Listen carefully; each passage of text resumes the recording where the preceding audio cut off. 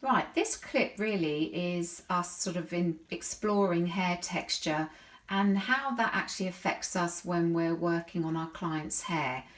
We've got this simple diagram, we've had this before in class, and we've got a very visual comparison between very sort of fine hair that we've got here all the way through to coarse hair.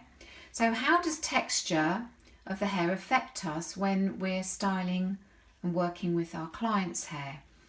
Well, remembering that very coarse hair can actually be quite resistant. You can see here on the diagram we've got quite a lot of cuticle layer running through here before the cortex and the medulla. So hair that's very coarse often has more cuticle layer than hair that's very fine, which you can see in this diagram here. So this is important for us to establish texture, because it could be before we perhaps were colouring our client's hair, we might need to pre-soften. Now, pre-softening is something that a lot of you get confused about. So let's just write this down, pre-softening. Okay, pre-softening hair, which is often resistant because it's got more cuticle layer.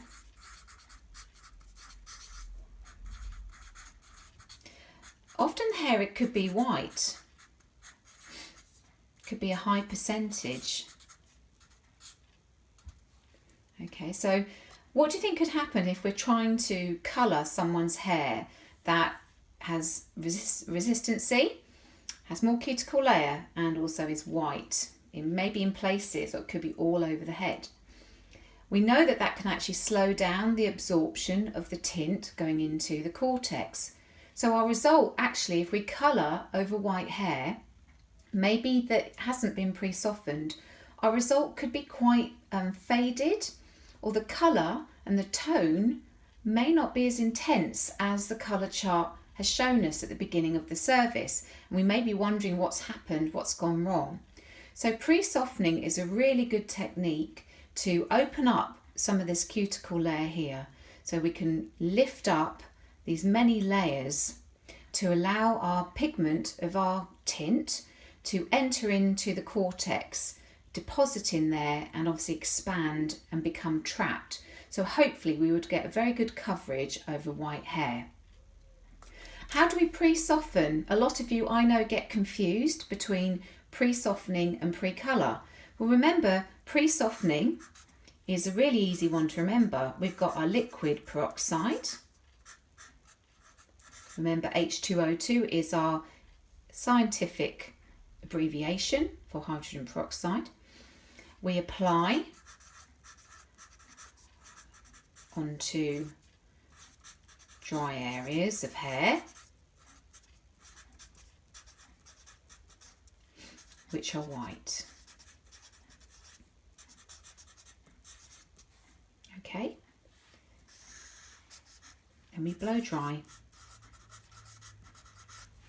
Okay, so we're going to blow dry liquid peroxide into the affected areas. So wherever there's a high percentage of white that could be resistant to our colour, we're applying very carefully onto those areas only, making sure that you're wearing gloves and an apron. That's really important. Also, the client has to be fully gowned and protected. So we're applying liquid peroxide. Dependent upon manufacturer, our liquid peroxide may only be something as low as 10 volume. Okay, so it doesn't need to be really any higher than that, unless the manufacturer is recommending you to do a different strength. We're going to blow dry that liquid peroxide into the hair until it's bone dry, and then you can carry on colouring as normal. Hopefully, you'll see that your end result in those areas will be more tonal, and the depth will be more, probably hopefully matching the colour swatches in the shade chart. And also the coverage, hopefully, will be as successful as maybe parts of the hair that are not so grey. So that's why we consider hair texture, one of the reasons, when we're doing clients' hair, because we know as the cuticle layer becomes thicker with more layers, we've got a problem with resistancy. So for us, we're needing to pre-soften, remembering that we need the cuticle to be lifted. And in our theory, we know that hydrogen peroxide is acidic. Okay, but when we mix it with tint, when we add tint, everything becomes an alkaline. So initially we're wanting to open and lift this cuticle. So our tint then can go through. Remember, with us, we're using Majorelle, our classic Majorelle, so we have 35 minutes development time.